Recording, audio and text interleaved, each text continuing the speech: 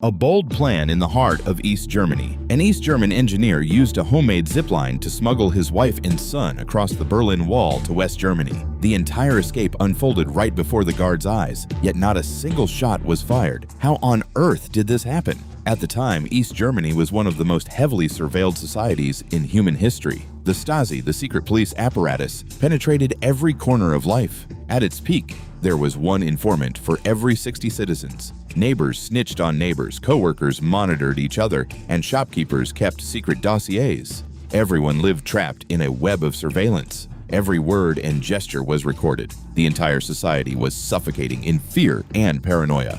The Berlin Wall, the death strip. The Berlin Wall, which sliced through the heart of the city, was never just a simple barrier. Champisoi.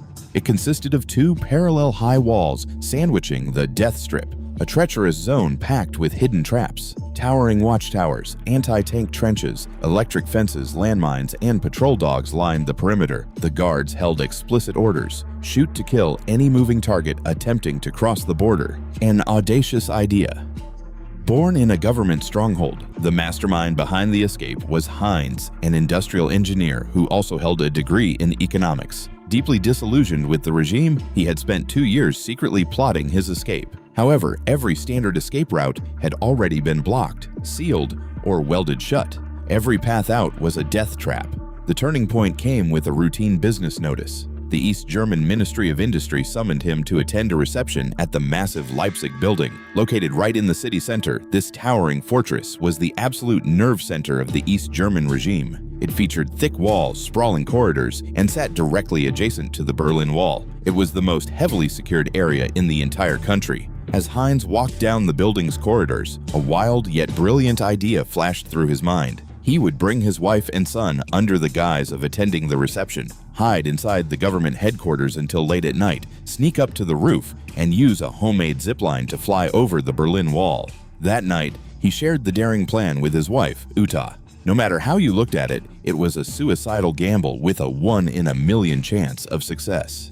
Living a double life and the secret preparation. For the next few months, Heinz's family lived a meticulously crafted double life. By day, Heinz went to work as usual. Utah focused on her creative writing, and their son, Ganth, was a diligent student. They chatted normally and behaved impeccably, perfectly playing the roles of model citizens to avoid any suspicion. By night, behind firmly locked doors, an incredibly sophisticated escape apparatus was being built in secret. Heinz's biggest hurdle was finding a way to secure a steel cable, stretching hundreds of feet across the deadly death strip to West Berlin without drawing attention. A thick steel cable was heavy and conspicuous. Ultimately, he came up with a simple yet elegant solution. The pilot line solution. He would only carry a thin, lightweight, black nylon rope measuring 45 meters, about 150 feet long. A custom-made plumb bob was tied to the end of the rope. He contacted his brother, who was already living in West Berlin, and coordinated a precise time and location for his brother to wait in a car on the west side to secretly catch the line. To adapt to the extreme environment and minimize risks, Heinz refined every single detail. The custom plumb bob. It was precisely weighted at 500 grams, about 1.1 pounds, perfect for throwing distance, neither too heavy nor too light, and unaffected by the wind. The body of the bob was wrapped in foam rubber, so it would only make a dull, faint thud upon landing, avoiding any metallic clanging that could alert guards, patrol dogs, or outposts. The glow-in-the-dark coating. He coated the bob with homemade luminous paint so his brother could easily spot it on the dark West Berlin streets. The rope itself was dyed completely black to blend into the night. The homemade roller assembly. He dismantled bicycle wheels, grinding and modifying them into heavy-duty rollers.